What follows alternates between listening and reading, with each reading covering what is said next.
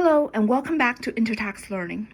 Do you know that when a foreign person earns passive income from the US, like dividends, rent, or annuities, the US taxes it in a very specific way, and the rule behind it is called FDAP. FDAP stands for Fixed, Determinable, Annual, or Periodical Income. Fixed means it's a set of payment. Determinable means the payment is calculatable. Annual or periodical means it's paid either once or repeatedly. FDAP is essentially a passive U.S. source income paid to a foreign person. Here, I wanted to emphasize it is paid to a foreign person, not a U.S. tax resident. The same passive income, if paid to a U.S. tax resident, is treated differently, and we'll come back to this later. Let's look at some common FDAP items. They can be dividends from a U.S. company, interest from a U.S. borrower, rent from property used in the U.S., royalties from intangibles used in the U.S., U.S. annuities and pension payments, or certain U.S. service payments. FDAP is taxed at a flat 30% withholding tax on the gross amount. No deductions, no expenses, no netting. Unlike tax applied to U.S. residents, where deductions are generally allowed, let me give some illustrative examples. Imagine a U.S. company paying $1,000 of dividend to its foreign shareholder. The U.S. company needs to withhold 30% of the $1,000, which is $300, and remit that amount to the IRS. So eventually, the foreign shareholder only gets $700 worth of dividend. Why is the U.S. company doing the withholding? Because it's legally required, and it's also easier for the IRS to enforce this rule on U.S. resident payer rather than a foreign person on the receiving side. Let's look at another scenario. A U.S. business owner leases a storefront from the storefront's foreign owner for $2,000 of rent a month.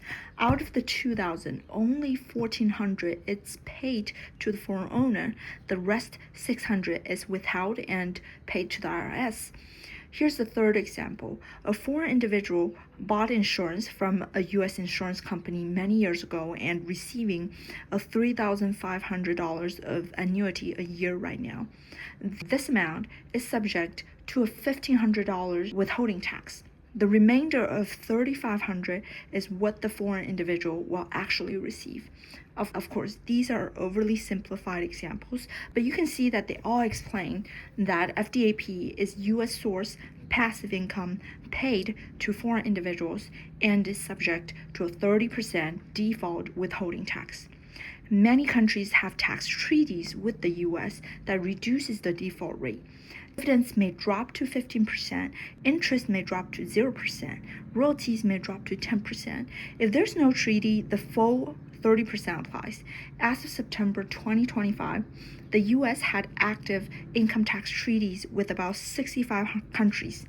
I'm linking the IRS website here for you. Feel free to check out these tax treaties. Click Ctrl and F to search for keywords like dividend, interest, or royalty. You'll find articles dedicated for them. I've been mentioning ECI earlier. Let me just make sure that the difference between FDAP and ECI is clearly presented.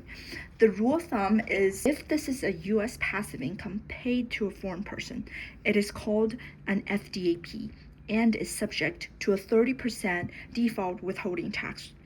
If this is a U.S. active business income, doesn't matter if it's earned by a U.S. person or a foreign person, it is called an ECI and is subject to the regular federal income tax. Foreign person is also taxed like a U.S. person on ECI. This distinction is one of the most important concepts in U.S. international tax.